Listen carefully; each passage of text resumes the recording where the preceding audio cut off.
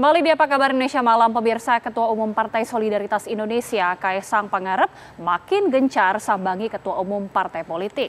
Ya, kurang dari sepekan, Kaesang bertemu dengan dua pimpinan parpol sekaligus, Partai Keadilan Sejahtera dan Golkar.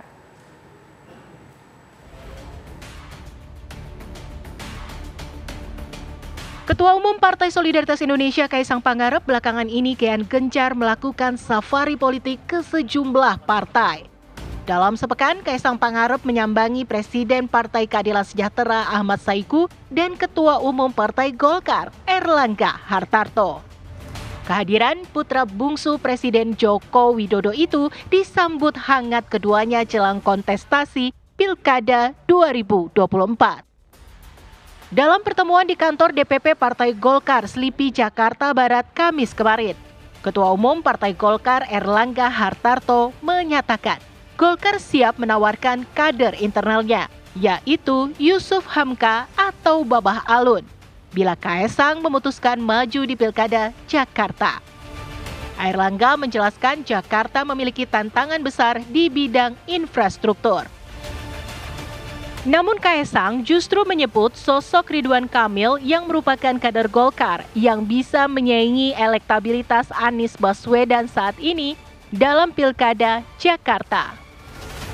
Ia pun menyadari dirinya juga termasuk dalam daftar kandidat yang teratas secara survei. Meski begitu, Kaesang mengatakan perkembangan politik di Jakarta sangat dinamis dan segalanya masih bisa terjadi menjelang pendaftaran Pilkada Agustus mendatang. Khusus untuk Jakarta, Partai Golkar tentu melihat tantangan Jakarta itu besar sekali. Termasuk tentunya kita ingin Jakarta ini salah satu kota dengan penduduk 10 juta, itu harus kita bisa mengalahkan Thailand, Bangkok, untuk mengatasi kemacetan. Sehingga tantangan utama Jakarta adalah infrastruktur. Nah, untuk mendukung tadi Mas Ketum, Mas Kaesang, seandainya beliau memilih Jakarta, saya siapkan kader Partai Golkar yang sudah memalang melintang di infrastruktur, yaitu Babah Alun. Mana Babah Alun? Jadi itu pembahasan-pembahasan, kita banyak punya waktu, tidak terburu-buru, kita akan berbasis ilmiah kepada survei. Dan tentu kita juga harus bicara dengan Koalisi Indonesia Maju. Masih banyak waktu, sebenarnya masih 49 hari lagi. Dan kalau kita lihat di survei, emang Pak Anies ini sekarang yang paling tinggi. Tapi saya rasa Golkar juga punya jagoan. Pak Ketum, ada Pak Ridwan Kamil. Mungkin kalau Pak Ridwan Kamil sudah bosan di Jawa Barat, mungkin bisa mencari tantangan baru Pak di DKI Jakarta. Tapi balik lagi, ini kan politik sangat dinamis, khususnya di Jakarta. Jadi kita tunggu aja sampai nanti akhir pendaftaran di 29 Agustus. Elektabilitas saya tinggi. Ya emang bagus pasti elektabilitas saya. Sebelumnya dalam pertemuan dengan Partai Keadilan Sejahtera beberapa waktu lalu, Kaesang menyinggung soal bakal calon gubernur Jakarta yang seharusnya diusung PKS. Menurut putra bungsu Presiden Jokowi ini sebagai pemenang pemilu legislatif di Jakarta, PKS seharusnya mengusung kader sendiri untuk maju. Kaesang bahkan menyebut nama Ahmad Saiku yang menurutnya lebih layak diusung sebagai bakal calon gubernur ketimbang Anies Baswedan. Tapi ya, ini menurut saya pribadi ya Pak, Presiden PKS ini sebagai pemenang pemilu di Jakarta punya 18 kursi. Saya rasa sebenarnya nih Pak Presiden PKS ini harusnya menjadi gubernur. Masuk tuh Pak. Sebagai pemenang di Jakarta, saya rasa jauh lebih elok kalau ini mengusung gubernur. Iya.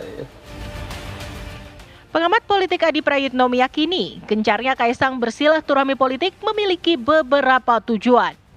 Tak hanya bermaksud menjaga hubungan yang telah terjalin baik dengan partai-partai politik lain, kunjungan Kaisang ke parpol-parpol pun sebagai upaya untuk mengkapitalisasi dan memenangkan Jakarta.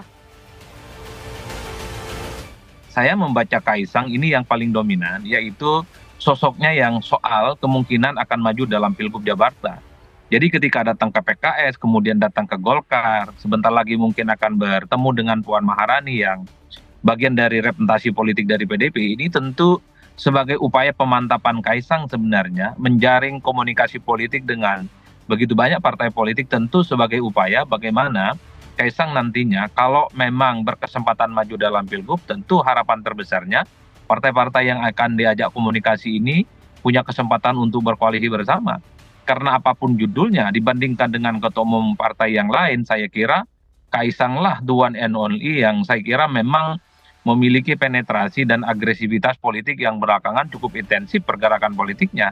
Itu artinya kalau Kaisang memang punya kesempatan dan punya tiket maju dalam Jakarta, sepertinya memang ingin merangkul dari begitu banyak eksponen dan komponen-komponen politik sebagai upaya untuk mengkapitalisasi dan memenangkan pertarungan di Jakarta. Kalau Kaisang ini apakah maju atau tidak di Pilgub Jakarta, saya kira faktornya ada 3 hal. Pertama, sangat tergantung bagaimana partai-partai yang ada di KIM, tergantung Golkar, tergantung Gerindra, tergantung Demokrat, dan tergantung PAN. Ya, itu nggak bisa dibantah. Yang kedua tentu sangat tergantung Jokowi, dan yang ketiga sangat tergantung bagaimana restu Pak Prabowo. Jadi 3 variabel ini yang saya kira menjadi faktor kunci apakah nantinya Kaisang itu akan maju di Jakarta ataupun tidak. Setelah menyambangi beberapa partai politik, Ketua Umum Partai Solidaritas Indonesia Kaisang Pangarep juga berencana melakukan safari politik ke PDI Perjuangan. Kaisang mengklaim Ketua DPP PDI Perjuangan Puan Maharani telah membuka pintu komunikasi dengan PSI menjelang perhelatan Pilkada. Saya ucapkan terima kasih sekali buat Mbak Puan karena sudah terbuka dengan kami untuk saling berkomunikasi. Insya Allah dalam waktu dekat secepatnya saya akan berkomunikasi dengan Mbak Puan. Apakah mungkin ada rencana Mas Kaisang akan datang ke PDIP, Mbak? Terima kasih. Untuk Jawa Tengah, untuk maju di Pilgub Jawa Tengah itu butuh kursi 20 kursi untuk maju 20 kursi. Sampai hari ini kan belum tahu apakah sudah cukup atau belum. Jadi akan bersama siapa dan siapa ya monggo saja. Tapi harus mencukupi kursi yang memang menjadi persyaratan. Kemudian bersilaturahmi itu menurut saya penting dan sebaiknya memang dilakukan. Jadi ya harus silaturahmi. Tuh. Benarkah manuver politik Kaisang dengan mengunjungi sejumlah partai politik sekaligus menjajal rencananya untuk maju di Pilkada Jakarta? Akankah Kaisang menetapkan pilihannya untuk bertarung di Pilkada Jakarta? Atau masih menunggu dinamisnya politik di detik-detik terakhir?